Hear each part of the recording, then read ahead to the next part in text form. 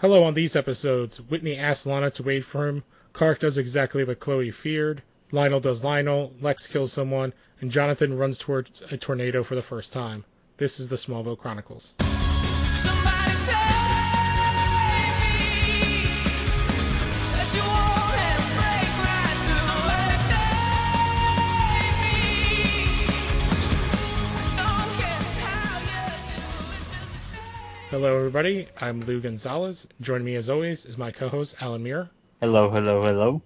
And with a special guest, Connor Irving of Canada. Somebody save me, please. Ooh, and we get special version of that in these episodes. Yeah, we do.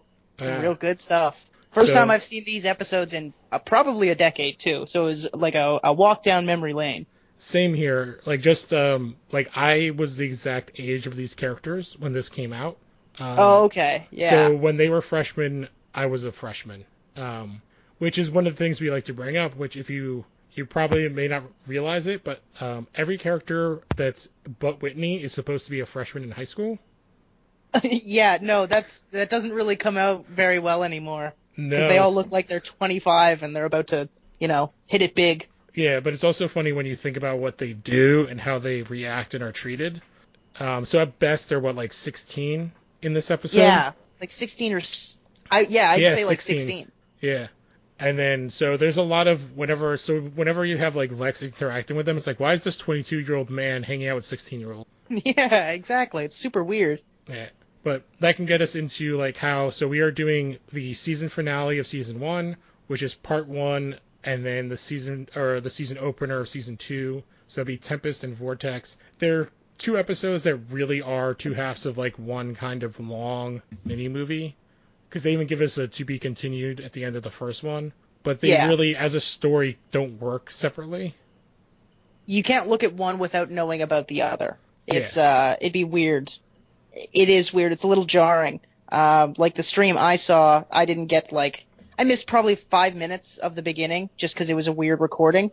And even then it was a little weird, and jarring when it jumps in straight to the first scene with Lex and his father.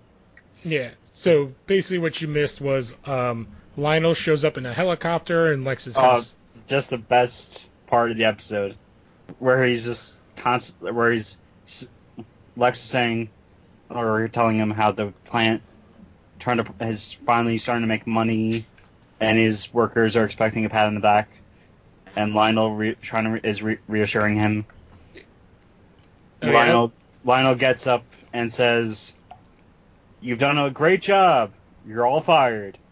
Yeah! And he completely throws, he's like, "You guys have done a great job, but no matter what you do, it all depends on, management. And when management fails, there's nothing really anyone can do about it. So effective immediately, this plant is closed. Goodbye." And just, walks off. And he's all happy about it, too. And Lex is he's literally just what the fuck just happened? And basically is you just threw me under the bus. And this is all because I turned down your job to come to Metropolis. So, since you haven't watched this in forever, several episodes ago, Lionel gave Lex an offer to leave and come to Metropolis, and Lex turned him down and told him to take a walk. Yeah, okay. So yeah, that tickles the memory bones. Yeah, so that's a lot of, in this first season in general, there's a lot of, Lionel's not in a ton of episodes, but whenever he's there, they are very much building in the kind of rivalry that really culminates in these two episodes. Mm-hmm. Or a little peak that we see. So yeah, that is a kind of important aspect of this, as well as the fact that knowing that Chloe's dad is the plant manager, which we see him, and they don't even, if you didn't see him in the episode, I don't even think it was 4, you wouldn't know. He's one of the guys in Lex's little meeting. Yeah. Okay, I get it now. It's starting to make more sense because I didn't watch all of the episodes to catch up to this one. That would be a lot of time. Yeah, basically that little subplot thing is Lex got sent to Smallville as a punishment for being a screw-up, and then because of his interactions with Clark especially, he kind of turned himself around and became this better person, actually made the place better, so Lionel wanted him to come back, and Lex told him to go screw because he wants to be his own man. Yeah, he wants to make his own way in the world. And you do see that a lot in the second episode, which we will get into, I imagine. Yep. And so, from here, the next big thing we really see is the kind of talking about the dance and the repercussions of the plant closing with Chloe and her possible return permanently to Metropolis. Which is like a quick little thing, but we do get like the little quips about, they this, especially early on, they do a lot of quips about kind of Clark in a suit and like the different colors that he looks good in. Yeah, yeah. You always gotta wonder, would he look good in green? I think he'd look good in green. Yeah. Come on. So basically from here, like we see Clark go talk to his parents, and this is where we get a lot of the Jonathan and Lex issues that culminate in the second episode as well. Yeah. Because like this is basically these two episodes kind of are all the stuff we've been seeing through this first season, kind of reaching not a huge peak, but like a peak or a crossroad. So it's Lex and Lionel, Lex and Jonathan, Clark and Lex. There's like a huge stuff with Clark and Lex as well in these two. And then we always joke like the love pentagram that is like Clark, Lana, Chloe, Whitney, and Pete. Because if you don't remember, Pete actually has a thing for Chloe, and it's just like everybody's into everybody, but also not into everybody, and no one makes a move. It's just a bunch of people who are super nervous about making the first move, unable to keep going. It's the 1999, 2000 when they were making this, or I guess actually no, this is 2002. It's like 2002 or 3. So when they filmed this, say it's like 2001, but it still has like a lot of that 90s feel, especially with the music. Yeah, oh, definitely. The music, the opening, oh man, that is legendary in my mind. Yep. But Somebody Save Me? Perfect. They stuck through it to 10 seasons. Yeah. Oh, and it totally works. Oh, it's like a perfect song for the show. I mean, I've watched on YouTube, how they do compilations of Smallville every intro for every season. Yeah. I'm constantly watching those videos all the You're time. the one who keeps putting the viewer numbers up. Yeah, that's me. Found them. But from here we get to the other one of the other many subplots in these two episodes, which is how they get rid of Whitney. So after Whitney's dad's death, which was 2 episodes ago, and Whitney discovering his army medals, Whitney decided all of a sudden to join the Marines, and he's going off he has to leave on Saturday night, which is the night of the dance. And he has a little picnic with Lana and asks her to wait for him, even though she's a high school freshman and he is a senior. Yeah, that is super weird. I pointed out like because early 2000s stuff. Yeah, I pointed out because if you don't think about it, stuff seems to work better. But like when you actually think about it, they're supposed to be 15 or 16. Shit is really weird. Especially when they put Lana in like really scandalous clothes. All the time. It was super distracting. Like, I didn't notice that as a kid, but I definitely noticed that as an adult. Oh, there was one episode that I will never forget that we talked about, which is her trying to get Clark to go skinny dipping in the school pool. Where she literally strips in front of Clark. And the thing is, I was watching this episode on my phone in front of, like, in a Target parking lot. Oh, really? Yeah, because I decided to stay in the car rather than going into the store. Oh, that's fair. Someone else went in. And I thought to myself, I might as well get this episode over with now. And I'd completely forgotten about the episode. Just finish it off. Yeah, so it got to the point where I was actually put it in a spot where anyone could have seen it. When it got to that point, I had to shut it off and act like it felt like I had drugs on me. Oh yeah, a cop drives by and you're like, no, I'm not watching weird porn on my phone right now. I'm just smoking weed. Leave me alone. This is legal, damn it. This is legal. This is my right. All right. So our next part is kind of an item that will carry on into season 2, which is Clark shows up at the Luthor Mansion and he finds the piece of the ship that Lex has on his desk that Lex got a couple episodes ago. It's a little octagon-looking metal piece. Yeah, the piece of the ship. Yes. Yeah. So weird writing. Sorry, go on. Remind you that so Lex got that a couple episodes ago from Alan. Do you remember the doctor's name? It's the guy from Terminator 2. I can't remember his name. I don't know why I'm bringing that up when he's Cyborg's dad as well at JLA or Justice League. Stephen Hamilton. Yeah, so Dr. Hamilton, who's played by the actor that plays Cyborg's dad in Justice League. Oh, that guy. I'm just gonna call him that guy. Yeah, he's a really good character. That's what I called him in Blues Brothers 2, 2000. Yeah. And he's Just also that in guy. Terminator 2. Okay, cool. Yeah, Yeah. Miles Dyson. Yes. Miles Dice. Yeah, he's the guy that blows himself up at the end. To make sure that the apocalypse doesn't. Yes, exactly. Sorry, it's so funny. It still gets me every time I see it. So that key, or whatever you want to call it, the piece of metal, plays a huge part going into, I think, season 2 and 3. Actually, it goes A while, doesn't it? Yeah. Because it basically is what activates the ship, which we will get to. So this leads us to what happens the next day, which is Clark goes to start the pickup when he's angrily slamming fence posts into the ground, and the truck blows up, and he takes off his jacket, and we get obligatory shirtless Clark. Because, lady... You gotta get it. You gotta get that little bit of sex appeal from your 16-year-old characters. It reminded me a lot of season 1 of Arrow. Oh, Season yeah. 1 and 2, when they did that a lot with the male characters. It was like, how do we get the ladies to watch? Let's have the men work out shirtless. All the time. Yeah. But this reveals Roger Nixon. So to remind you... Ooh, Trash Man. Yes, he has actually... He was like he was one of the big recurring characters this season. This is like the 4th or 5th episode his character has been on. So he works at the garbage... Metropolis Inquisitor, I believe. And it's basically like... Either the Inquisitor or Daily Star. Yeah, he works at basically their version of like the Star, like a Star magazine with like Batboy. Okay. But he's in Lex's pocket. In So the he pocket.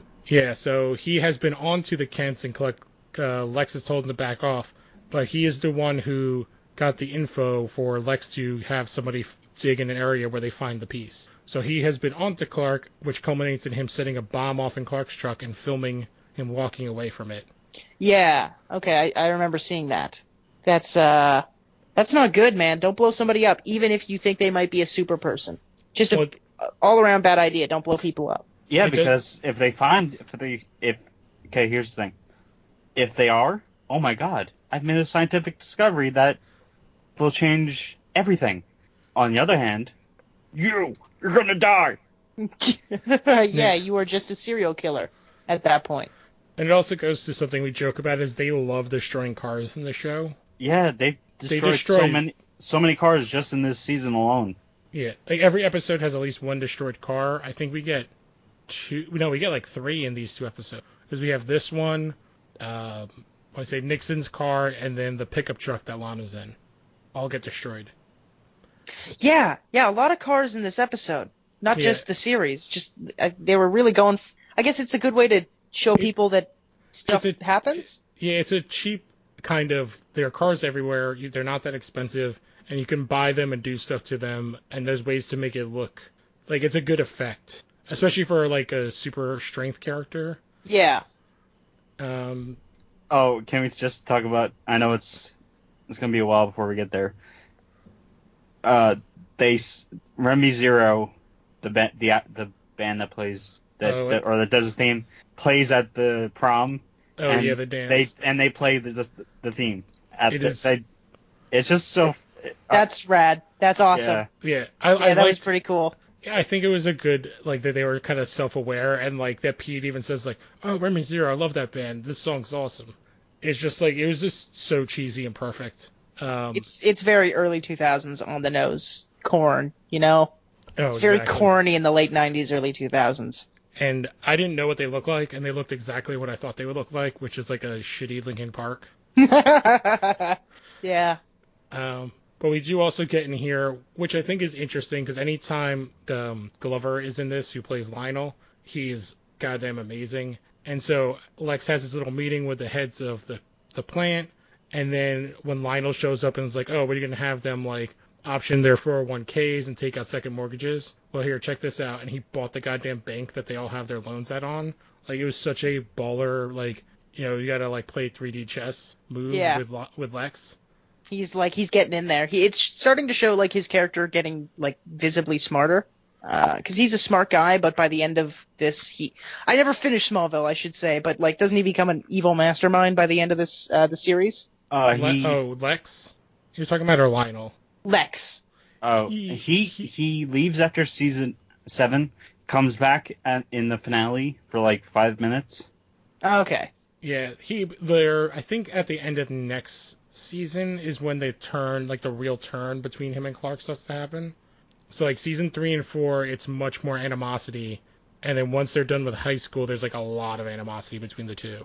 And then they end up replacing him with, did they replace him with Spike from Buffy that plays Brainiac? Oh, okay. Yeah. Yeah. Really? Okay, sure. He ends up playing, even though he's Brainiac, It's the same character. It's like his friend mentor who becomes his enemy. Friendtor. Exactly.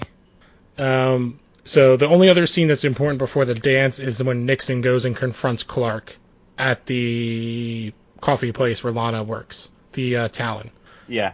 And this is where we see when the first lie, when Lex is like, oh, like, no, this is the first time we met, and it's like a terrible lie, and Clark is onto it. Okay, yeah. And that's where he says, like, I'm gonna show you to the world? Is that where it was? Or is that later? Nixon says like a bunch. He's the cliche machine in these two episodes. Yeah, for sure, the cliche machine. He's exactly the most evil he can be. Yeah, he's dirty newspaper guy. Dirty, yeah, exactly. Yeah. So from here, we're at the dance. We get our Remy Zero thing. I think just before this is when we get Chloe saying that her fear is that like they're going to go to the dance and Clark's going to ditch her to go save Lana or something, which is exactly what happens. Yeah, because, 100%. You know, a tornado hits the school. And I think this is where we will begin. There's no way to not compare some of the aspects of these two episodes to Man of Steel. Yeah, I feel like sometimes Christopher Nolan sources have this. to die. Sometimes Jonathan Kent needs to get in a tornado. Sometimes he just needs to be there. Yeah, because it's basically like a similar situation in some aspects, but done completely differently. So, in all this, at some point, Nixon steals the missing piece of the ship. He goes to the cellar. While he's there and the kids are at the dance, the tornado hits, so the Kents go in the cellar. The ship flies out of his hands and goes into the ship, which then starts to glow, and Jonathan starts beating the crap out of him. And then he runs away with the camera, and Jonathan runs out into the tornado to stop him. Well, that's because Jonathan is a big man, and he is a strong man, and he needs to protect his family. And by he's getting John in Schneider that tornado. instead of that Kevin hack, Costner. that hack Kevin Costner. Yeah, he was Man, I might have some opinions for you. I liked Kevin Costner. I liked his performance as Jonathan Kent. I think the greater problem was the movie itself. well, the writing is terrible. Yes, that most important. Blame David Goyer. Yeah, the problem is that like David Goyer.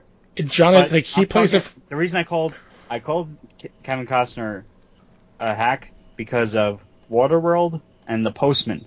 I love The Postman. How dare you? Yeah, I love The Postman as well, but Waterworld is like I was talking to my friend actually yesterday about this. Like, Waterworld is a The Room level bad. Like it's so good it's bad again, or it's so bad it's good again. I don't know. You say Waterworld, I will raise you Draft Day as a terrible Kevin Costner movie. No, totally, absolutely. Like he personally bankrolled The Postman and Waterworld. I know he posted like Bankrolled Waterworld. That's why it gets fucking insane because he got also, he started writing his own shit and Well, doing his own thing. His brother's an actual like marine biologist, so that's why he did the movie, because he thought that he knew what to do. But also, Tom Welling is in Draft Day, which is hilarious. Anything Draft Day related is just funny in my mind. Yeah, if you've not seen it, it is the most ridiculous movie ever. Nothing makes sense at all in Draft Day. But No. Okay, we're getting off topic. Let's get back to Smallville. Back to Tempest. Yes. So, not much left in this episode because it is a huge setup. So basically what we have, the pieces we have moving is Clark, Chloe, and Peter at the dance. Lana is dropping off Whitney to go to the Marines. Jonathan is running through the storm to get Roger Nixon. Lex I think and you mean Lionel... he's just running into the storm because he needs to hug that tornado. Yeah. Yeah, and the battle between father and son, Lionel and Lex. And the real battle between Clark Kent and that fucking tornado. Well, to compare, they're both... So there's a tornado. There's a Jonathan Kent. In this, Jonathan is going into the tornado to stop someone from to protect his revealing... family. Yes. As opposed to in Man of Steel, when he's just standing in a tornado because Protect his family. but Clark could just super speed him away without anybody seeing. No. The reason he couldn't get out is because his foot got caught. Okay. I don't even know. Like, I'm just like, there are a lot of similarities in the situation. He goes back in Man of Steel. He goes back into the to car get the dog. Yeah, and a car gets, I think, either lands on top of the car he's in, and it ends up crushing his foot or ankle or pinning it. So Yeah. So he just got stuck. all right. So to get back here, because we have a very little left in this first half. So Jonathan's running after Nixon. Lex realizes that the piece is missing. And this is when Lionel shows up again when he's tearing apart the place. Basically reveals that like if he sold everything, he could not do the buyout. The tornado hits. Lana's driving back crying, and she gets a mailbox to her windshield. The Luthor mansion starts to have a collapse where Lex gets kind of like a bookshelf falls on him, and then Lionel gets pinned underneath a column. Yeah, and I think it's either this episode or it's either in this episode or the next one. Yeah, no, it's this one. Lionel loses his, or it's a revelation. That Lionel's sight is gone. That's the next episode. Yeah. Yeah. So what happens in these? What doesn't make a difference? Spoilers. How this episode? Spoilers. What about all the 12 people who haven't seen this or had the 10 years to see this? Yeah. Well, we're going to talk about it in a couple minutes anyway. But so what we get left with is Jonathan and Nixon end up in a tomb, and then a trailer falls on top of it, trapping them inside. Lex hesitates to rescue his father, but ends up doing it. But they both get injured anyway. And Clark shows up as Lana's truck is being sucked up into the tornado. And he kind of goes up in there and grabs her and saves her and then brings her to the hospital. And that's where this season finale ends us. And next is to be continued. To be continued. Which, if I was watching this at the time, which I was, this would have pissed me off as a fan. Yeah. Like, they leave it on such a cliffhanger for 3 situations. Because Lionel and Lex are both, like, unconscious in the mansion. Jonathan and Nixon are trapped. And then Clark saved Lana, but they are... I think it, like, ends with them crashing down. And then that's where they leave us. It does, yeah. And the ship... And then, and Martha looks, and the ship is glowing and does some stuff. And then leaves, and then it flies into the tornado. And then lightning hits it, and the octagon falls off of it again. I believe that's in this episode, or maybe that's at the beginning of the next one. But it definitely leaves, and like it's gonna to me it looked like it was gonna like fly through Martha and kill her to exit the storm cellar. Yeah, it does. It does kind of lead you in that direction. Yeah, because it's glowing and like the hatch opens up, doesn't it? Yeah, I believe so.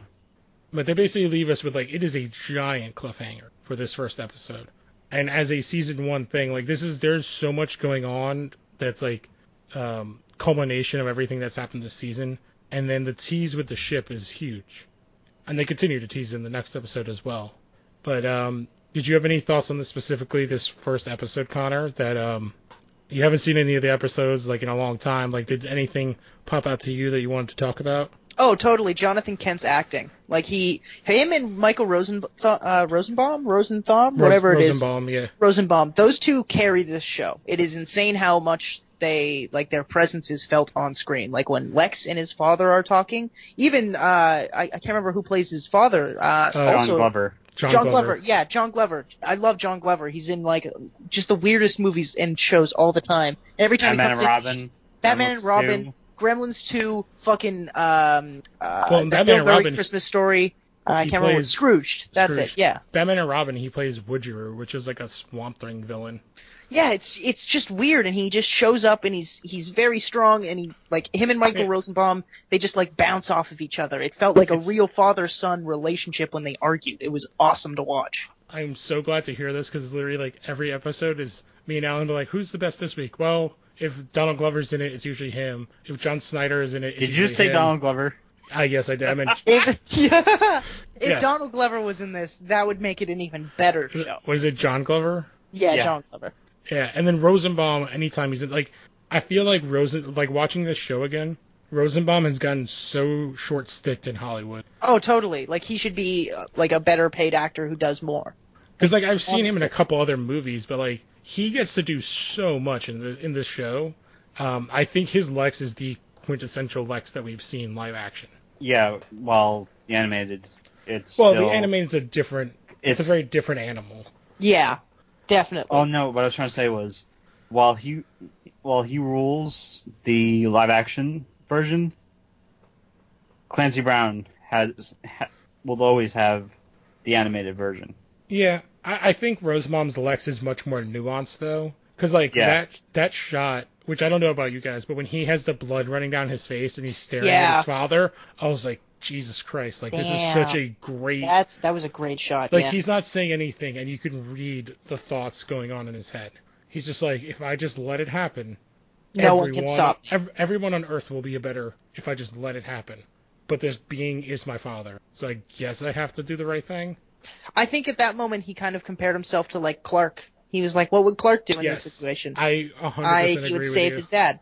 I guess I'm going to save my dad. If he hadn't been as close with Clark, he would have let Lionel die. Oh, in a moment's notice. Other than that, I think this is a good finale. I actually like the first episode of season 2 more than this episode. This episode sets up a lot of the plot points, and then the next episode kind of drives them home and brings, like, that emotional weight with it.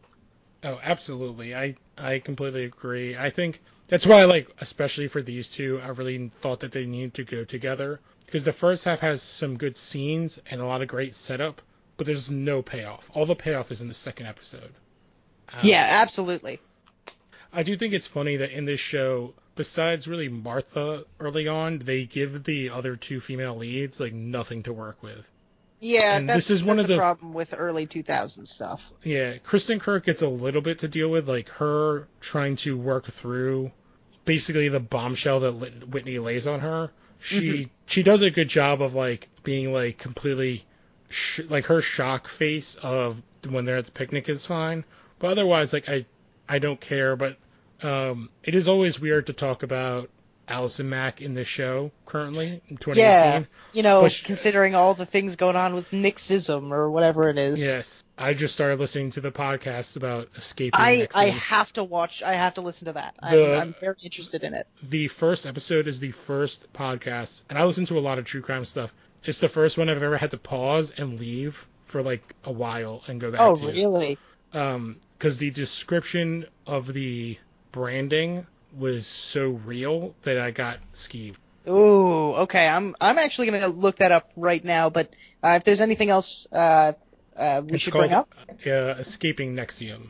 Okay. So it's a person who was a member, and a high-ranking member, who left before everything went down. And that was just episode 1. I haven't even tried to listen to the second. I think there's, like, 4 out so far. So I'm just. Oh, it's a CBC show. Okay, sorry. That's Canadian. We've got this.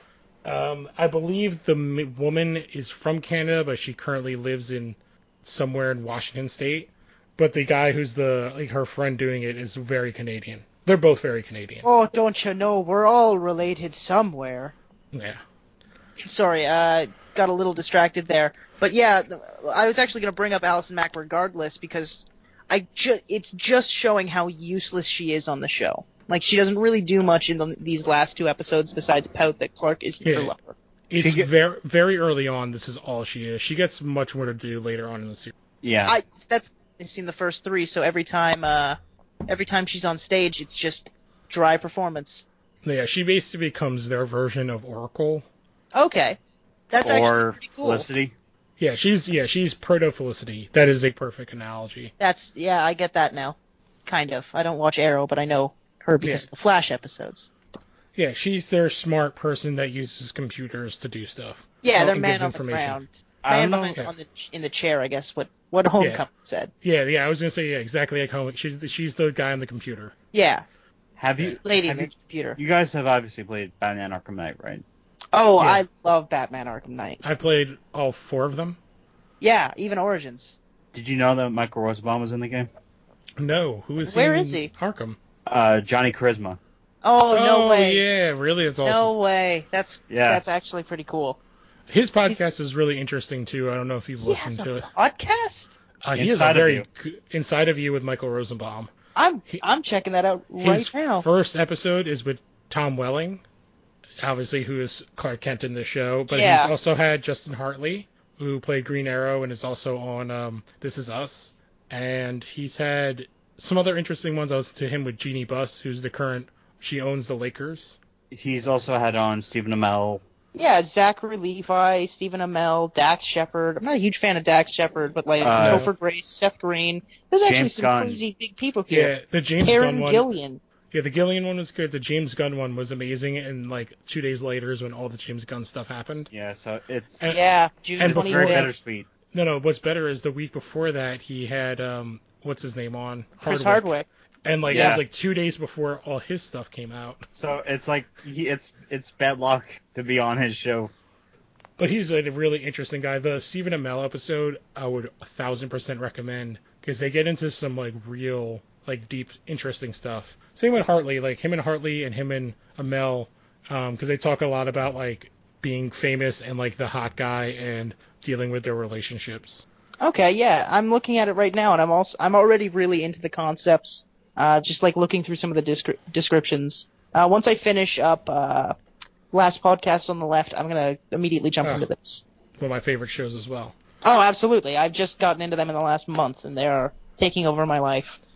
All right, so I think that was a good kind of mini break, and now we could talk about the second episode. So this is the first episode of season 2. Vortex. Woohoo! I love this episode.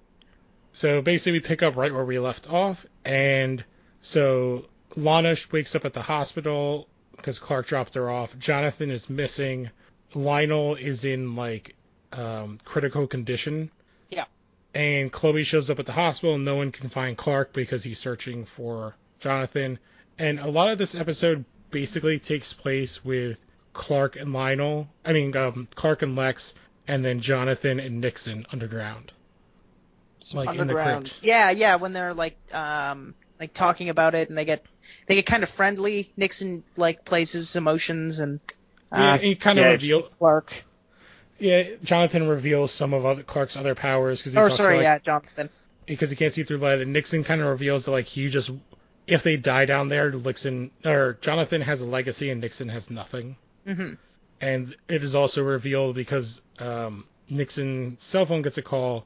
Lex is calling him while him and Clark are searching, and it reveals to both Clark and Jonathan Lex's connection to Nixon. Yeah. Which further makes Lex not a good person in Jonathan's book. Yes, and Clark catches him in a lie. Yes. Yeah. First of many. Is a great scene, and it's one of the things we just talked about how Jonathan's awesome, Michael Rosenbaum's awesome, Lionel's awesome. When they give Welling stuff to do, I think he gets a little bit more in this episode. He is also just as good. He just doesn't get those scenes that much. Yeah, the scene in the forest where they're fighting and they see the car and everything. It's at night. That was a really good scene between the two of them because I think it was just the two of them. It's just the two of them in the forest. Yeah, but it really pays off. And I don't know if it's that when they give Welling a chance to actually work and do stuff that he's that good, or if it's that when he's doing scenes with Jonathan or Rosenbaum that it works well. Because his scenes with Chloe and Pete are just so and Lana are just kind of who cares. The scene, him and Chloe have the thing where they decide just to be friends and she's all hurt. I just don't care. I can't find myself caring. The thing I just find very serendipitous about the prom episodes, or anytime they're at the Smallville school, the song "Everything" by Lifehouse is used. It's used in the pilot. Yeah, it's so you know that everybody is in the school. Well, not just that, they even bring it back all the way in season 10. Oh, really? Yeah, I was just making a goof. I want you to know I'm always joking when it comes to future episodes of this show. I have no idea how it works. This show has a weird and awesome way of doing callbacks. They remember every aspect of everything. There is stuff in episode 1 that gets called back in the finale of the series. Oh, okay. So it's like How I Met Your Mother and Arrested Development level, like callbacks, where they just remember the things. Like even the Yeah. small little jokes people liked. Yes, but most of that stuff has to do with the kind of, I'm trying to figure out a word how to say it, but like the kind of blue balls they give you with like the Lex and Clark relationship and like all the kind of little quips that they give, like references to Superman and such. We're like, oh, we're going to make history together, or like Lex talks about like, oh, well, if I was in the future, what I'd be like, oh, I'd love to run the United States, I'd love to be president. And yeah, because he becomes president in one of the side stories, I imagine. I don't know much about like Superman. That's the thing. Like that's actually I'm a pretty novice person. the 7 years later in the finale actually has him becoming president. Oh shit! Really? Yes. Yeah. That's crazy. And the last shot of the series is Welling on the roof of the Daily Planet where he's doing the iconic Superman reveal. Okay, yeah. And pulling the shirt open. And I believe he's wearing the suit from Superman Returns. Yes. And because they couldn't even afford to get their own suit for this show for one shot. Oh shit! Really? Yeah. So it fits. That's fair. It is just one shot, but I know what you're saying. Yeah, I think you see like a full body shot once, and it really him and oh my god, I'm blanking on his name right now. Brandon Routh. They're both big guys, but Welling is goddamn gigantic. I'm gonna look up Tom Welling. He's like 6'4".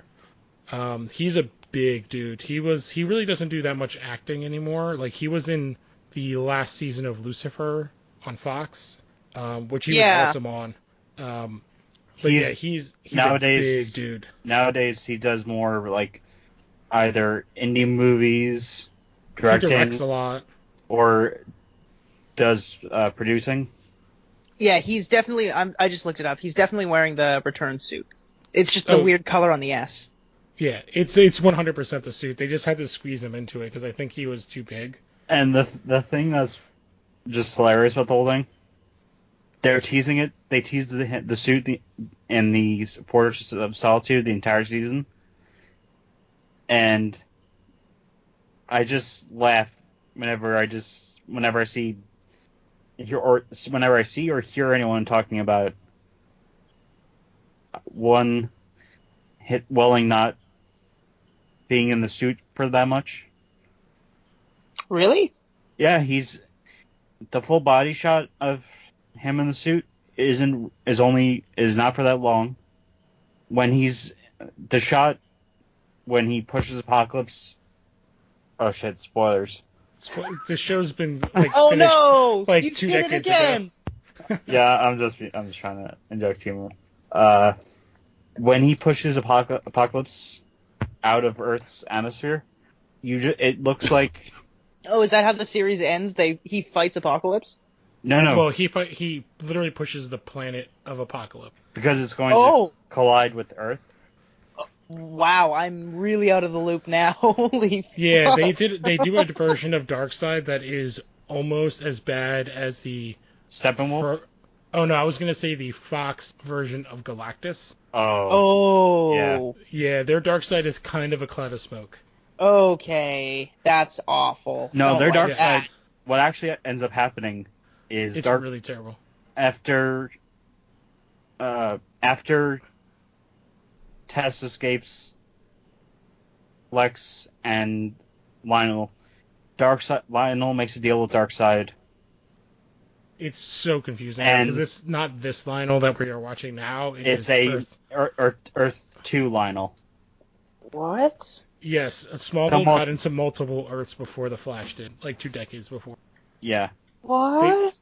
They do an episode where we go to that Earth, and it's Superman if he was found by Lionel, and that's how they do their version of Ultraman or Uberman. Ultraman. So it's like the evil Earth 3 version. Yeah.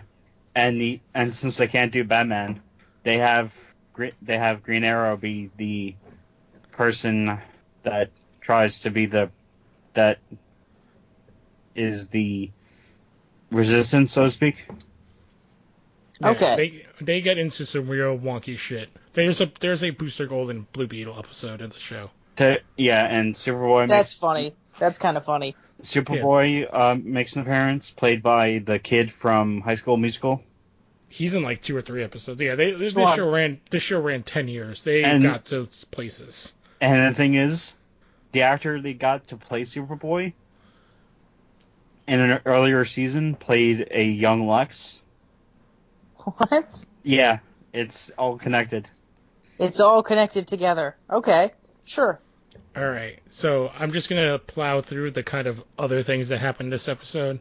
So the only other thing that's really interesting is, small-wise, is I really did dig the conversation between Lana and Martha, because Martha is another character. When she gets her opportunity, she crushes it as well. She doesn't get as much early on, but she ends up dominating later on in the series as well. Okay. I do remember her always being one of the stronger, like, moral compass moments. She's usually Yeah, there to 'cause lead some groundwork. once like Jonathan, they literally kill off Jonathan, she gets to take over a lot of the reins of the show.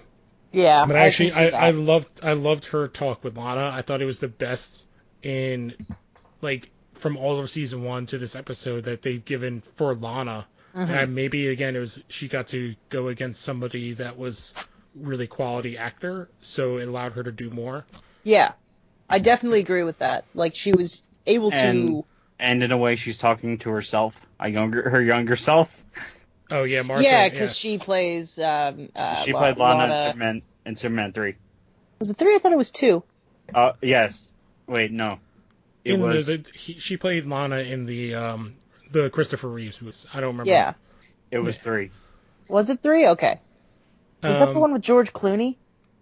Well, Am I I did thinking not something know else? 3 is the one with. Richard Pryor. Yes, the one that everybody. You know what? I'm definitely thinking of Richard Pryor. Yeah. It's Superman 3 is the one everyone hates, yet Superman 4 exists.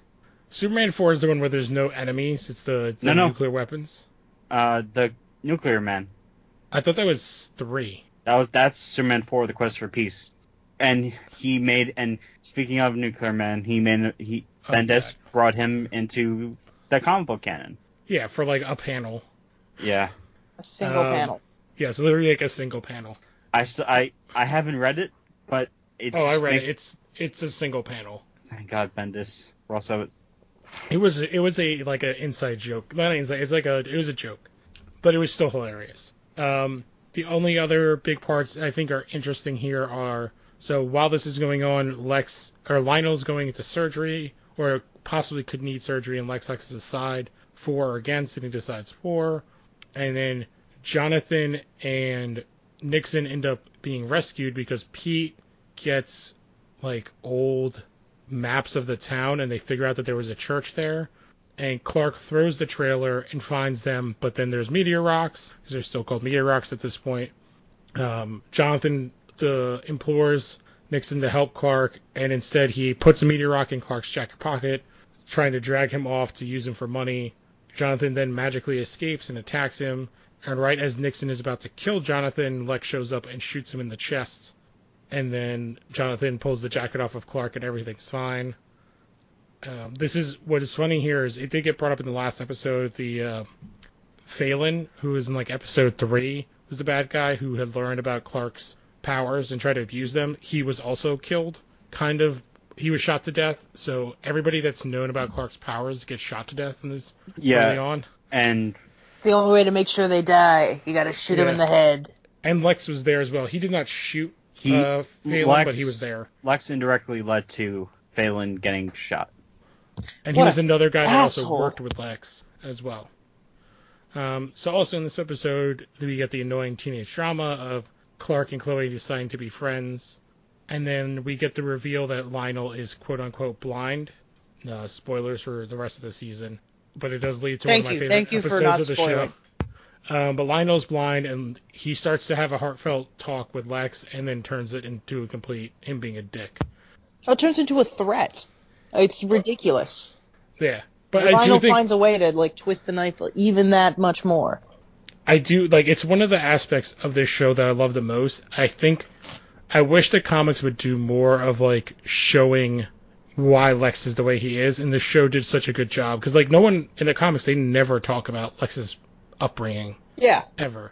And this show kind of shows, like, Lex doesn't become Lex without Lionel.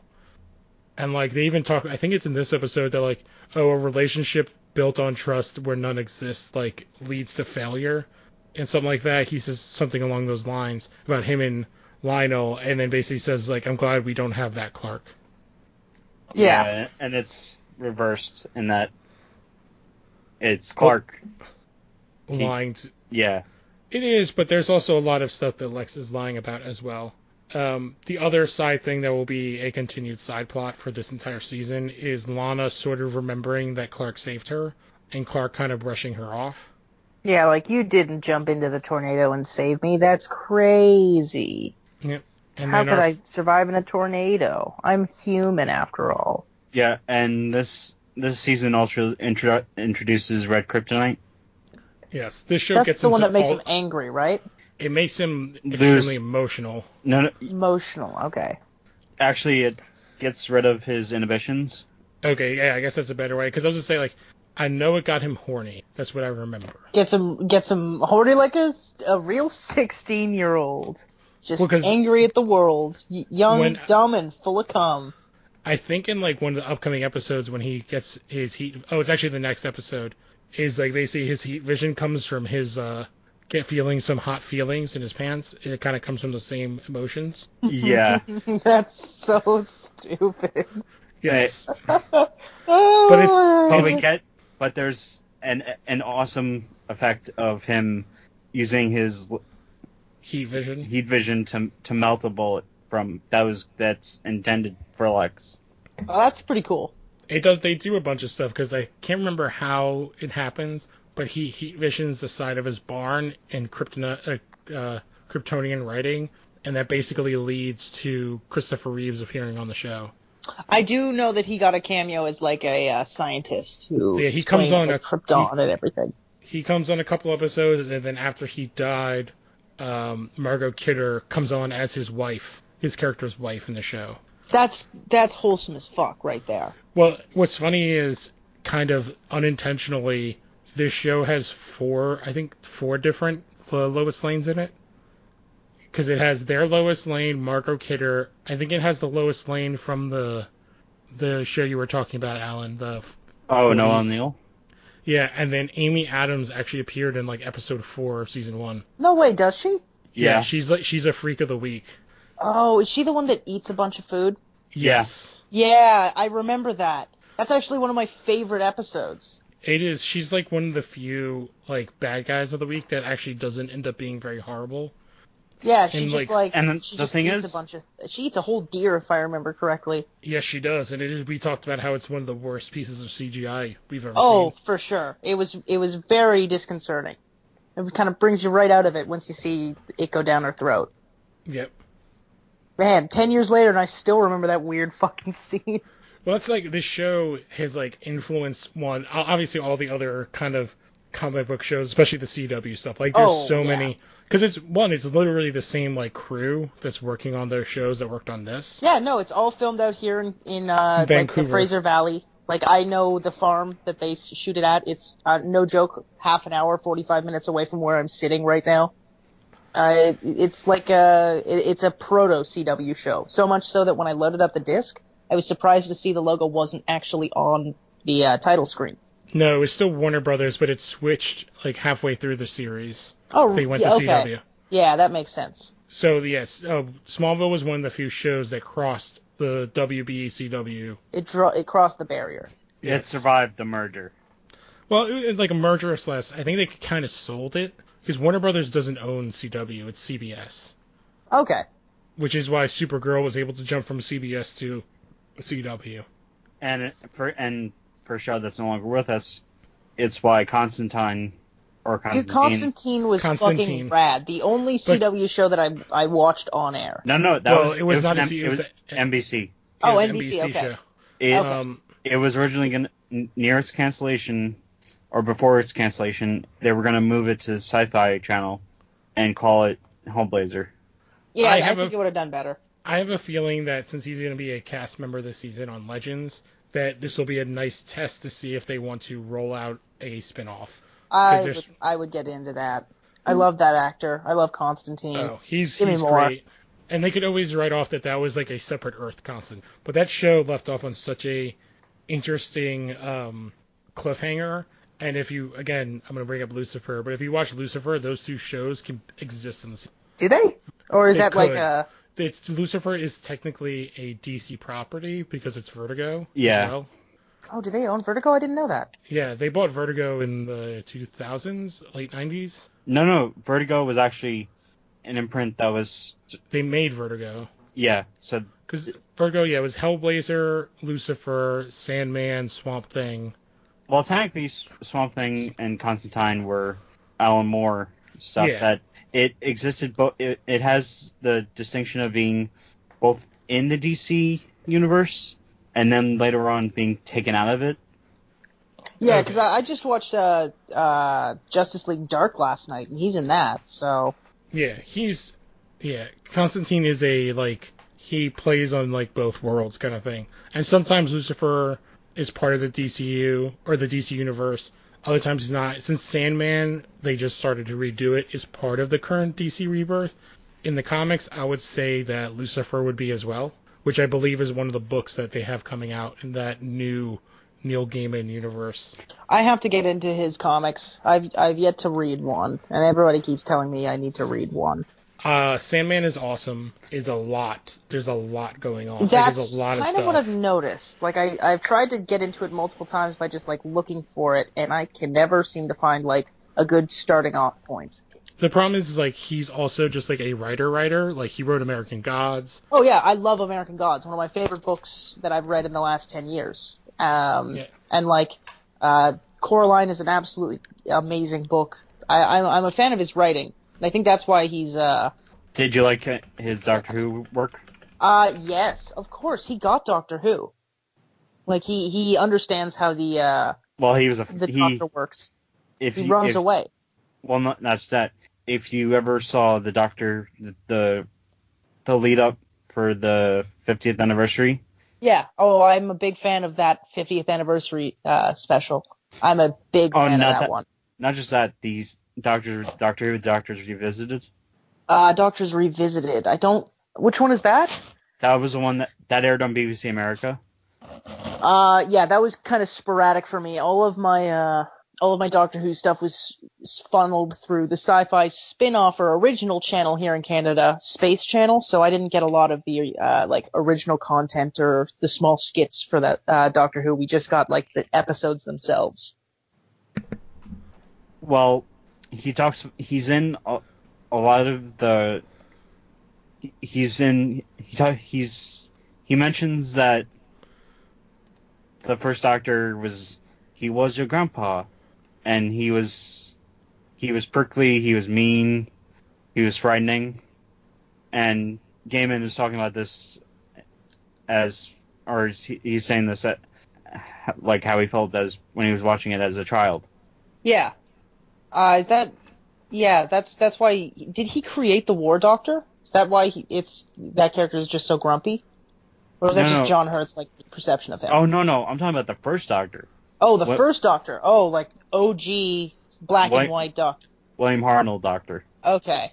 Yeah, I don't know much about that because I'm only like a 9, 10, and 11 person, and some of 12. I've seen a little bit of Capaldi, like up till what's her face's death, because I didn't really like her.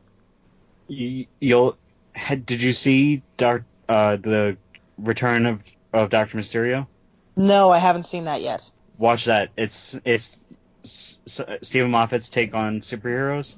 Okay. I'm not a huge Stephen Moffat fan. Well, he may have written the best Doctor Who Christmas special ever. Which one is that? That's the one you're talking about, right? Yeah, because a character that's prominent in the episode, he thinks that the Doctor is Santa Claus, Okay. so he lets him in through his window. Zoom in through the window. Okay. Yeah. Moffat is also the guy that wrote, there's like the main writer for the Sherlock Holmes BBC show, right? Yes. He stopped Okay. doing Doctor Who to do Sherlock. I've seen like No, 4 no. episodes of Doctor Who, but like I love that Sherlock show. So He actually did both sort of simultaneously, but well, the last 2 seasons of Sherlock were like I don't even know how they ended up doing them because the 2 stars became legit movie stars. Yeah. So I don't like. Especially that's the up for last interpretation, but like the last few seasons of Sherlock have been pretty poor, and if they're even getting a new season, I think is up it's for debate. oh no, the based show. on the last one, I think it's done. Yeah, it's done. They don't Yeah. have time. Okay, that's fine. He's actually doing another time travel show. Like Oh, why not? yeah, he's doing he's adapting Time Traveler's Wife for HBO. Really? Okay, that's okay. Well, with HBO behind him, maybe they'll be able to keep him in line and keep his brain in one place. But that's besides the point. We should talk about Superman. Well, They should. that's actually why I brought up the Return of Doctor Mysterio. One of the characters, or the Doctor, he goes on this whole thing about how Lois Lane doesn't know that Clark Kent is Superman because he just draws glasses on Superman's face in one of the panels. Yeah, that's pretty cute. Yeah, and they actually have a Superman character sort of created in the episode, and Okay, really? and a Lois Lane as archetype character. That's kind of cool. So back to Smallville. Let's talk about some All right. small villages. So we wrapped up the episode. I guess there's a couple little like trivia or notes. So this story with the tornado was actually adapted by Jeff Johns later on for his Superman Secret Origin with the tornado to save Lana. As well as the fact that season 2 is when John Glover, who plays Lionel Luthor, also becomes a full-time cast member. Yeah, because in the season 2 trailer, or in the season 2 opener, you see him and he gets like his own title card and splash. In the first season he's listed as special guest star, and then basically they replace Whitney, the guy who plays Whitney, with him as like a regular. Yeah, as the regular cast spot.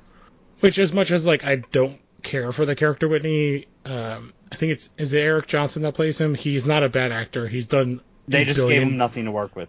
Yeah, and he's like one of those guys that's in like so many Stuff that gets canceled. stuff that gets canceled, but like if you love the genre, like he's in a ton of stuff. He was in Flash Gordon. There were terrible sci-fi reboot or attempt. They tried, I gotta give him that. He's in Orphan Black, which Still haven't was seen a show Orphan I Black. loved. Everybody It is keeps saying it's amazing. goddamn glorious. Another He- Canadian show. Gotta support the locals. He was Yeah, he was on Rookie Blue. He Ah, was my grandma would know that one.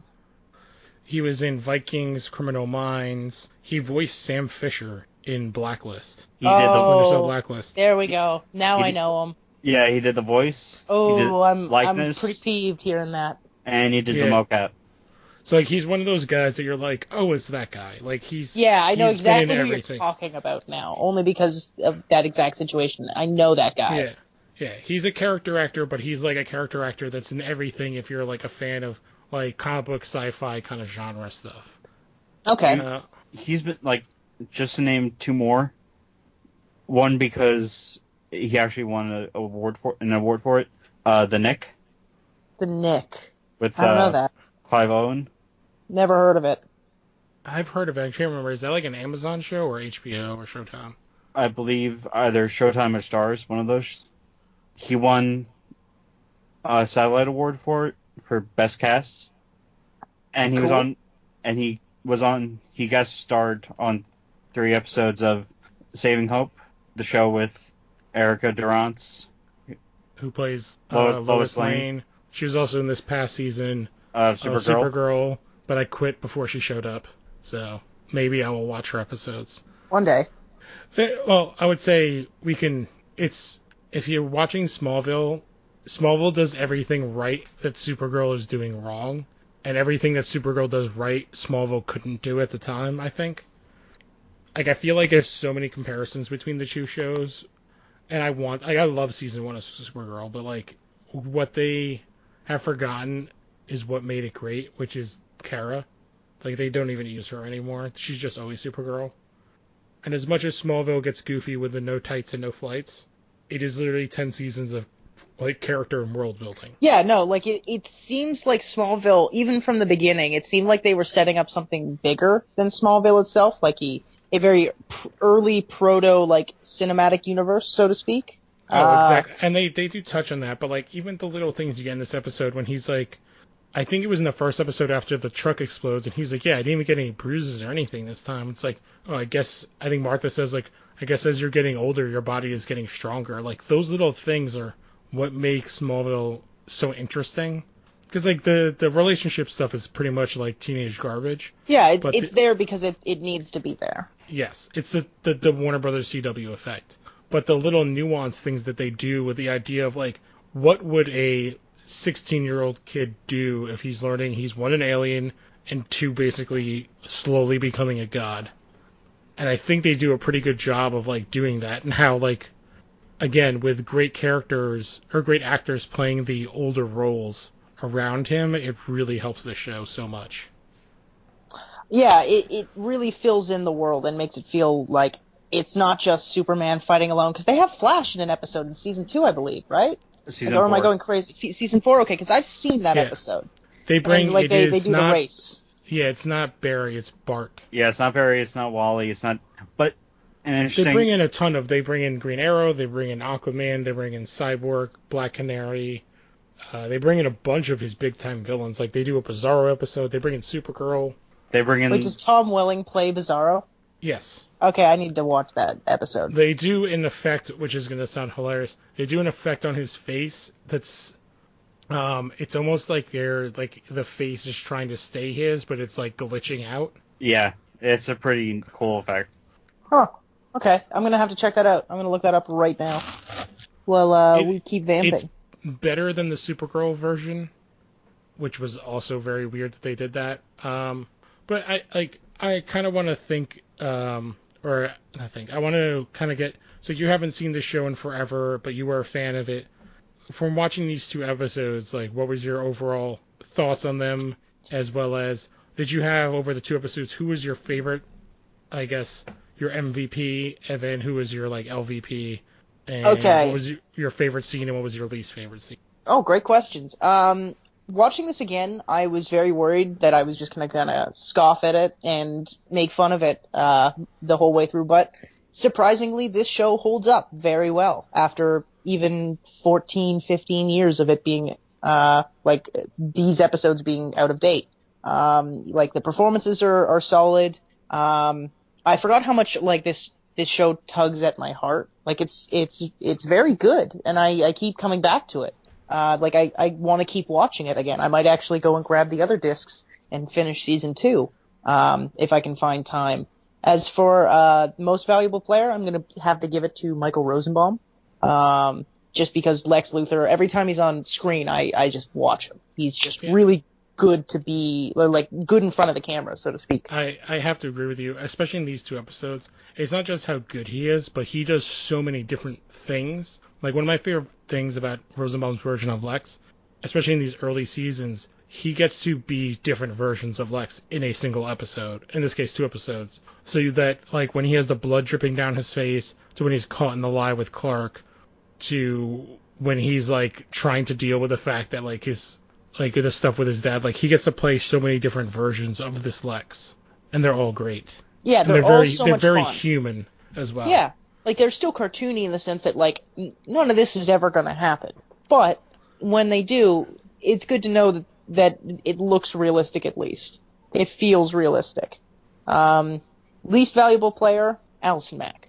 Absolutely. I forgot her character, to be quite honest, and then I watched it again, and it's just her whining.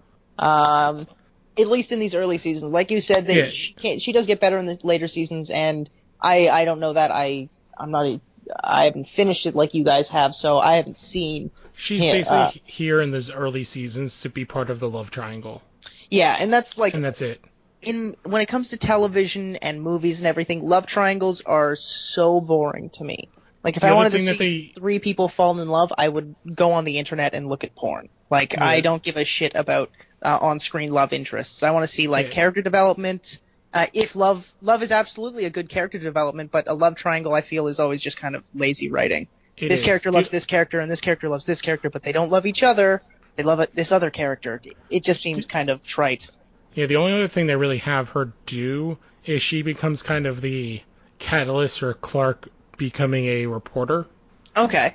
Like, she's the only thing, she's kind of used as an influential piece in him actually investigating and becoming an investigative reporter, as she's the head of the school paper, and he's like the number 2.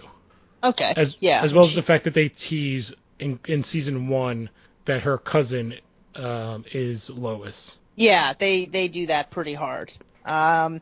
Which I find kind of interesting. Like, she plays the younger one, while Clark kind of likes her, but is destined to fall in love with Lois Lane. And I don't know if that plays out later in the seasons. I think that'd be kind of like an interesting that's actually an interesting love triangle more than anything else. I'm trying to remember. Oh no, she ends early up with Oliver. Yeah, I think by that time, like, they're not even close to doing it. By the time that happens, which is season 4, it's more of a love triangle between Lois, Lana, and Clark, and then Chloe and Oliver are starting to become a thing. They're like, really, won't they? In season 4, Oliver hadn't even shown up. Yeah, I think it was season 5 or 6. 5 or 6. He shows up. Okay. Yeah, by the time Lois shows up, Chloe and him are like, that's never gonna happen. Yeah, it's like so out there, it's just not even worth talking She's about. basically replaced as a part of the love triangle with Lois. Okay, so they keep the triangle no matter what. Yeah, but what's different and what at least makes the love triangle more interesting is that the way they play Lois works so well as a complete opposite character to Lana. While Chloe and Lana are both kind of submissive in a lot of ways with Clark, Lois is not at all. She's a freight train. She's got presence, I'd say. Yeah, that would be that's the right word, presence. So she's like the opposite, and that's why like Clark's like, oh, like I can't. He's submissive to her in many ways. Yeah. Okay, that's cool. That I'd be interested to see that a little bit more. Because right now it's a little too bogged down in cliches, even for a comic book movie or TV show, I should say. Just so much that it kind of bugs me a little. I actually highly recommend the comic series, Smallville season 11, because they made a comic of it. Yeah, they did. They introduced Batman and a whole bunch of other crazy shit in the comic. Wow. They end up introducing or reintroducing people like Bart, Booster Gold. Okay. Martian Manhunter eventually shows up in the show and in the book. Awesome. Okay, I like Martian Manhunter, so there's almost not a character that you can think of that didn't show up in the show at some point. The only character, obviously, that didn't show up in the show was Batman. And? Well, everyone from the Bat family, but yeah. Batman and Wonder Woman and Green Lantern.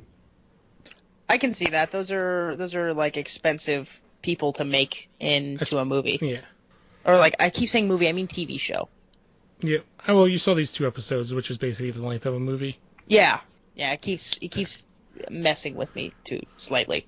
So, of the 2 episodes, what scene or like I guess maybe sequence did you think was the worst?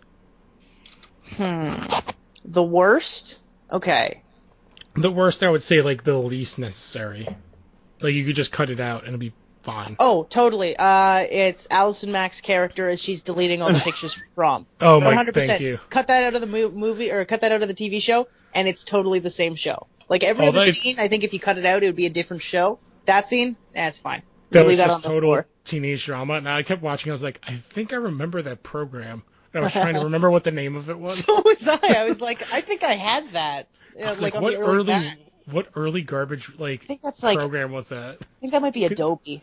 Because if you notice, they're on those pre-Steve Jobs return to Apple Macs. Yeah, no, my school that I used to go to had all of those. Oh yeah. So this was the first episode I noticed the Mac logo really hardcore, which was on Lex's laptop. Yeah, back when MacBooks and Macs in general were accessible. What was your favorite scene or sequence in this pair of episodes? The second episode had a lot of really good scenes, but I think the best one is the end of the first episode, or the first one, the end of the first season, start of the second one. It's when Lionel and Lex are talking in their house, and then the storm slowly hits. I think each of those scenes are magnetic. Especially the one where Lex is looking at his dad while the pillar's about to fall on him, and the blood is coming down, and there's just like a moment of understanding between them. I think it is just a very good scene. I can't agree with you more. I would actually say that scene might be the best scene in the first season. Oh, totally. Like, period. I would go that far. I don't even know if you need to watch any of the other episodes to know immediately what's going on because of how good the acting is. And there's very little being said. Yeah, considering this is just like, this is an early 2000s show. This is like movie level stuff. These characters feel real, and these actors are good.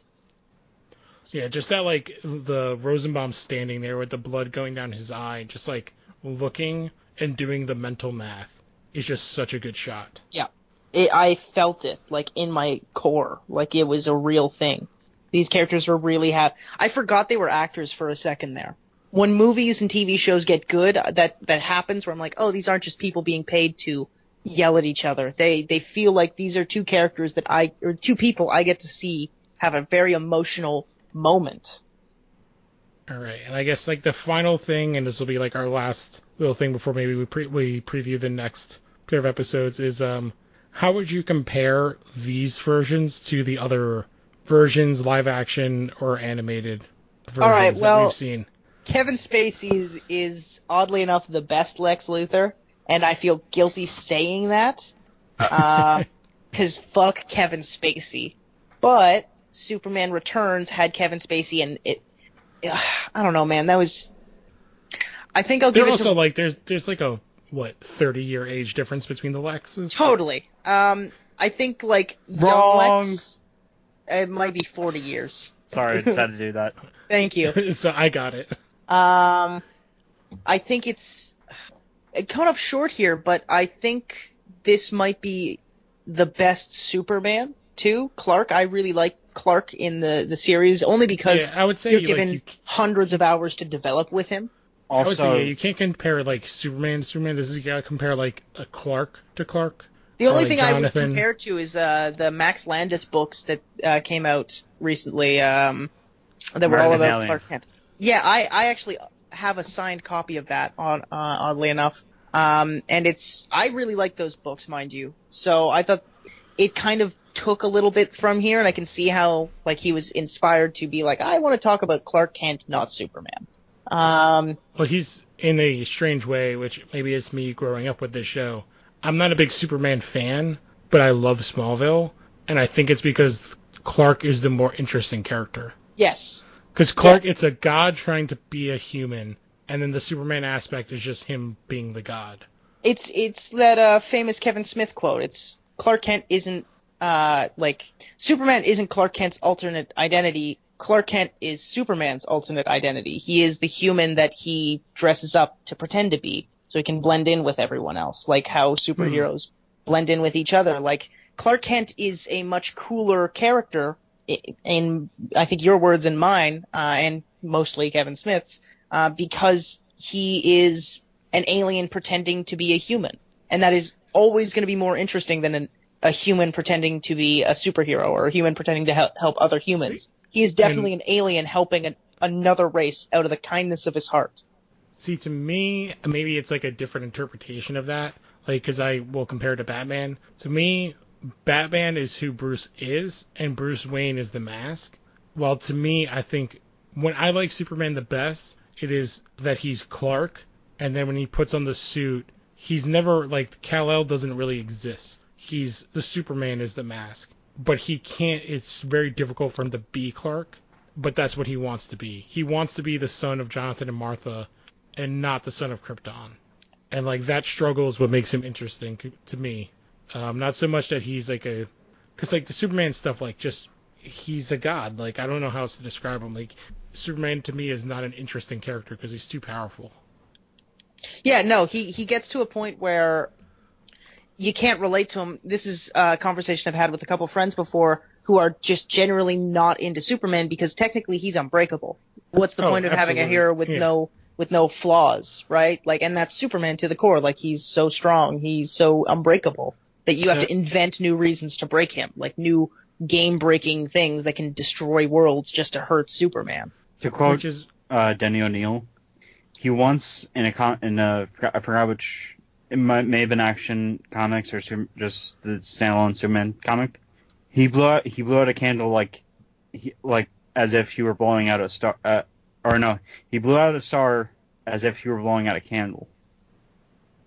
That's too powerful. Yeah. And like, I guess that's why I love Smallville, because it's creating the idea that he never is Kal-El. Like, he is Clark. Yeah. He can pretend to be Kal-El. Like, Man of Steel and Superman versus Batman and all those things, I think it'd be the other way, where he's Kal-El trying to be Clark Kent, or exactly. It's something weird like that. He's trying to be Kal-El, or he is. It's up in the air. But in the DCEU version, like the oh my god, I'm blanking on his name right now, that plays Superman. Henry Cavill version. Like, they spend so little time with Clark that when they go to Clark, it's like, what, he just puts on a different clothes and he's a different guy? Like, and they never go with it. No, because like in this, it's like, I know that they obviously spend they spend a literal decade developing Clark, but like, Clark is who he is, and it's almost like he puts on a false bravado to be the hero, because he's not that. Like, he is a teenage kid going through like super puberty. Super puberty. That is the show that we should all be watching for superheroes. So that's just Jessica Jones. Oh. So just to give some context to like the finale and premiere, 6 million people watched the finale of season 1. Hey. Nearly 9 million people watched the premiere of season 2. Go. Wow. In like 2018 numbers, that's like, executives would explode for that. Like, I can't. What is like the biggest show on TV right now on network TV? It's probably some reality show. Like, it used to be The Walking Dead. And that would get let's like do a quick what? Google. Like, what would that get? Like 2 million people, maybe? Maybe Big Bang Theory. I'm gonna say. I was gonna say Roseanne, which is weird in 2018 that it might still be Roseanne. Well, whatever. I think they're calling it the Connors now. Yeah, they're gonna definitely call it the Connors because Roseanne is so far out of that. No, they already said that they're killing her off in the premiere episode. Good. And also, Murphy Brown is back because in 2018, that's the world we live in. What? Oh, it's the Big Bang Theory is still the highest rated TV show. Like, where's Aaron go? You're getting right. Like, number 20 on this list for 2018 is Peaky Blinders with 4.04 million viewers. Yeah, and that's a little wonky because that's a Netflix show. So is it Netflix? Yeah, it's a Netflix show. I thought it was BBC. It might be both, but for us here, it's Netflix. Okay. Because, Arrow, Flash... Okay. Big Bang Theory is sitting at 8.18 million at number 5. Number 1 is Game of Thrones with 15.7 million last season. Yeah, so I would say the comparable is probably Big Bang, and still even in like Walking Dead's like 11. But like, they're still getting up there with, what was their view again? 6 million? I don't know, Alan had it. But like, still, like, I don't even think that would have been a top show at the time. It would have probably been, it'd be top 10, but it wouldn't be top 4 or 5. I think it'd be where Flash is right now. It's at 5.9 million views. See, and today's numbers are all skewed too, because like, how many of that is including that's like my on greatest demand? Point. That's a great point. Like they actually do include streaming numbers to a degree. I think if you watch within the first like 36 hours, you're included. It's some like weird number like that. But like, at this time, it's like you're watching it or you're not. Like, I know it's 2002, but that's still 16 years ago. Oh, definitely. Like this is legitimately like the second episode was 16 years ago next week. Damn, that's crazy. Yeah, so, like, the idea that there was that many people watching that show live is insane. It's the reason why that show lasted for 10 years. And why most, or a good number of the cast, especially the side characters, have spun off into other CW stuff, and why the crew and stuff has continued to work. Like, the CW, Warner Brothers CW network was built, a lot of it was on the backbone of what Smallville kind of created for them. Oh, absolutely. They laid the groundwork. Yeah, because literally, Kristen Kirk has a brand new show on the CW coming out this fall. Really? Like that, yes. Or may have even already come out. Okay, so the rank for, like, viewership at the time, it was in the, like, the first two seasons were 115 and 113. It was like the 113th ranked show? Yeah. Okay. And oddly, at its worst, it was 175. Wow. Well, yeah. And it's doing numbers of a top 10 show currently. Yeah. Like, it's more than The Flash on average. And that's, like, current day. Yeah, like, for example, the premiere viewers for the last two seasons, 2.5 million, 2.9 million. Jesus. Yeah. And, yeah, her show already started. It's called Burden of Truth. And before that, I completely forgot, she had another CW show, which was Beauty and the Beast, which ended 2 years ago. They made a show of that? The second time they made a show, Beauty and the Beast, but yeah, it ran from 2012 to 2016. The difference was instead of making it like the Ron Perlman show look, they had it be like he's a beast. Oh, I can give you the description. Please don't. I'll just get mad. So it's a beautiful detective falls in love with an ex-soldier who goes into hiding from the secret government organization that turned him into a mechanically charged beast. I hate this. How'd you do it? And that lasted, like, what, 3 or 4 seasons? 2012 to 2016? Yeah, something like that. That sounds crazy. Oh, man. Yeah, so, like, CW sticks with their people, so... Actually, you know what? Actually, I'll tell you this after the pod. I have some... Yeah. Before we close out, I guess we'll talk about, or give a little preview for the next... So we're going to do 2 episodes of Smallville, an episode, at least we're going to try that, like we did today. So the next 2 are Heat and Duplicity, and like I said, Heat is basically an episode about Clark discovering his heat vision, as well as a bunch of other tawdry things, where basically when he gets hot under the collar is when his eyes are able to melt things.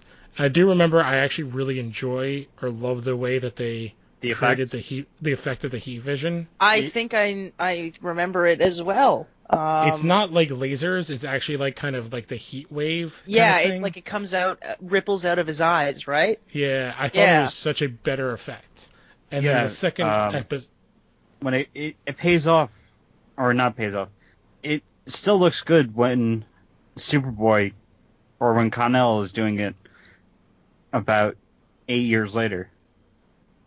Okay. And the second episode is called Duplicity, which ties directly into the end of this episode. Pete finds the spaceship and Clark reveals everything to him. Yeah, I actually really like that episode. Yeah, once him and Pete have like that openness and he can tell him about having like superpowers and everything, I think that's when the show starts to kick up in interest for me, at least. Or yeah. I think in season 2 they kind of realized what they had and they started doing more. Yeah. Because rewatching season 1 for the show, there's a lot of like, oh, we don't want to do this character because we're not sure how long we're going to be on here, so let's do like a fake version. Mm-hmm. So we're not going to have a Killer Frost, but we're going to have a dude that does ice powers. So we're not going to have Parasite, but this person, if they touch you, they drain you. Or like this character takes Clark's powers for an episode. Yeah. Oh, no. Are you talking about the character in the Justice Society episode? No. I was just saying, like, in the first season, like, they, instead of doing real characters... Oh, you're talking about the guy that fell in the lake.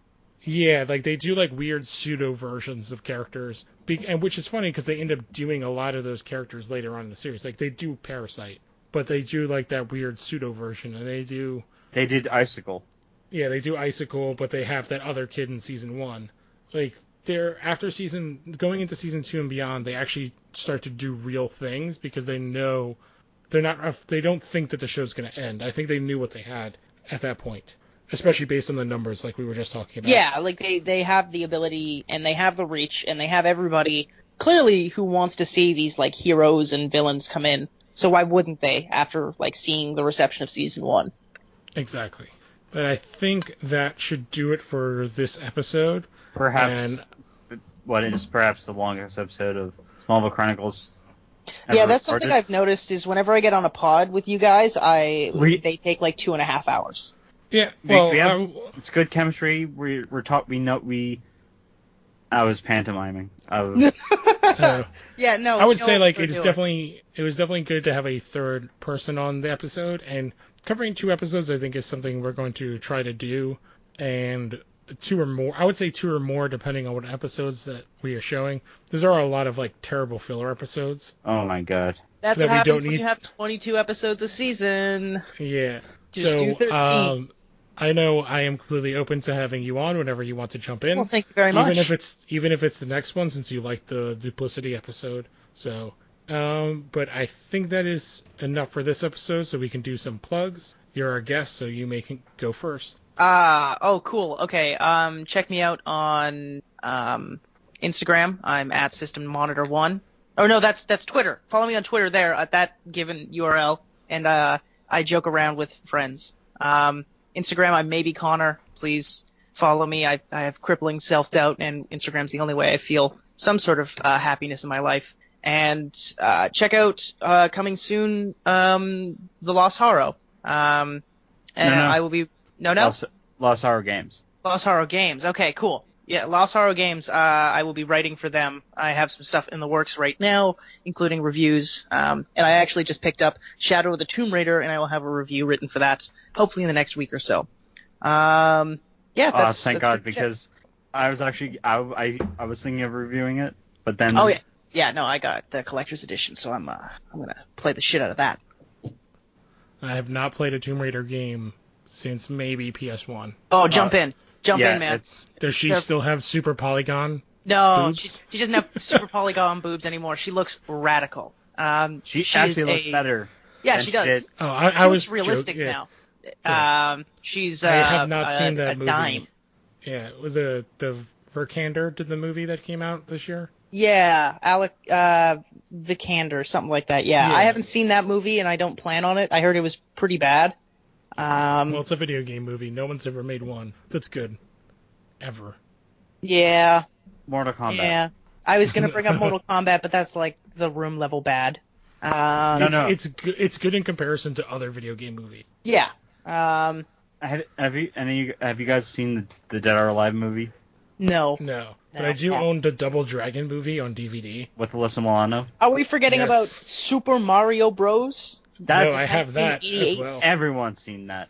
Everybody should see that. But with a Puerto Rican and a British guy playing 2 Italian players. Yeah, John Leguizamo, the most New Jersey man you'd ever seen. Hey, I like John Leguizamo.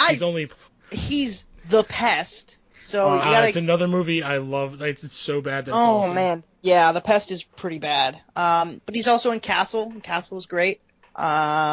He's in that movie Gamer with Gamer. Brother. I forgot about Gamer and the dude from Dexter. Yeah, it's so He's bad. also in John Wick. Yeah, he is. Yes, he's the mechanic in John Wick, and he kicks ass because he doesn't have to do anything. Is it Assault on Precinct 13? Maybe. He's in that. That's like a really. I can't remember who is that Morgan Freeman? It's oh my god, I'm blanking on the name. Lawrence Fishburne is like one of the big guys in that movie. It's the remake of the John Carpenter film, which is not as good as the original. It's hard to match Carpenter though. He is a legend. Especially with those synthesizers. Oh man. Oh my god. Oh, his fucking synthesizers. God damn. We are super tangenty. Yeah, that's my thing. I have ADHD, so it just kind of like you mentioned one thing, gone. I'm definitely in the same camp. So I don't even know where we were. I just finished my plugs. You guys plug yourselves. You Alan? naughty boys. This is 2 weeks from now. Or like, today's Monday, so a week and from now. Shh, don't break the illusion. They might think we did this yesterday. Come on. This is Hollywood we're in. Hopefully, Internet Hollywood. Hopefully the Lost Horror Games Reveal podcast that myself, Hunter Davenport, and Emma Watkins will be recording will be out. It better be. Yeah, if that's a threat. Oh my god. Check out the Facebook group, the Phantom Zone Facebook group. Yeah. Fuck it up. Subscribe. I think in this episode alone, we gave Ed a lot of comic book stuff to listen to. Oh, yeah. For sure. He's got a ton now. And buy Guyver. You know what? That's great. Buy Guyver. Guyver's awesome. Go buy Guyver. Alright, you finished, or you got everything, Alan? Oh, follow me on Twitter at @thealamir. Follow me on Instagram at comicsboy. Alright, so you can follow me on Instagram and Twitter. It's Lou A. Gonzalez. You can catch me on the Phantom Zone group, as well as sometimes on the Phantom Zone podcast. We just did Iron Fist Part 1 of Season 2. I'm sure we'll have Part 2 of Season 2 coming out soon, as well as Part 3. It is actually a good show this time. And then I'm not looking forward, but the new CW seasons will be coming out soon. Big giant sigh. Goddamn. Don't you just love watching things that hurt you? I'm the one that shared that picture of Chris Klein. That was you? You! Yes. Oh, yeah. Man, that was nasty. So, you ruined my evening. That's a thing. So, again... I actually ruined things for myself because I bought The Flash Season 4 again on iTunes. Again? Why? I bought it on Amazon because ever since the show launched, I've been buying it. Man, buying you're season like pass. Minecraft. You just Don't keep you know buying. it's on Netflix? Yeah, No, like it's just on added Netflix. to Canada. Like we have up to Season 4. That's how I'm watching it. Well, okay. The only reason I actually bought it on iTunes is because it has special features, and I'm pretty much watching it just to try to figure out like why. Just trying to figure out why it is the way it is. I can give you an answer. The showrunner was fired for being a piece of shit, and then whoever was left in charge does not care about the show. Oh, that sucks. That's a horrible fate for television. So what happened to Community? And that person also ran Supergirl, which is why the two shows that were the worst last season were those two shows. I cannot wait until Legends comes back.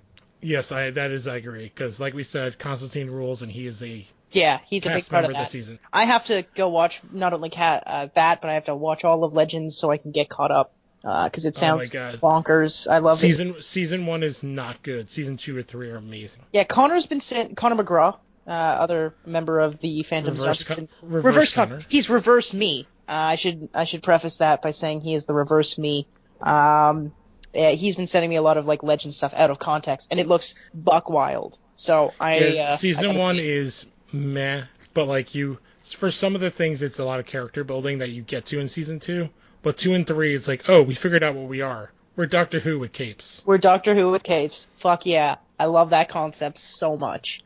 All right, and then the last thing I will tease, me and Alan are 2/3 of a podcast that will hopefully be coming out soon, and that should be awesome. I cannot wait for that to drop. I believe that is part of Los Horror. The showrunner hasn't made up his mind.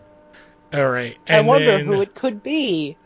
The other thing I will say is I also write for Los Horror. I am hopefully going to write something tomorrow, and because DC is pissing me the goddamn fuck off.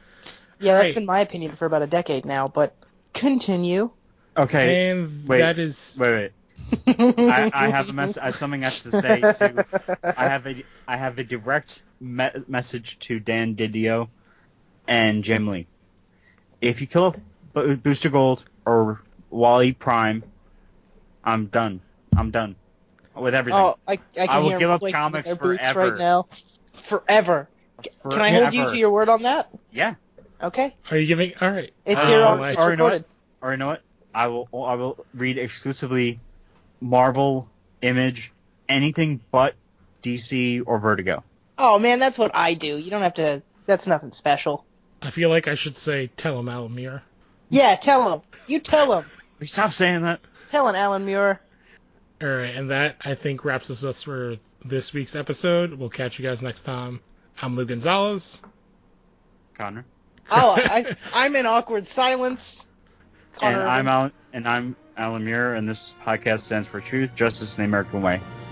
Somebody save me, please. That's staying in.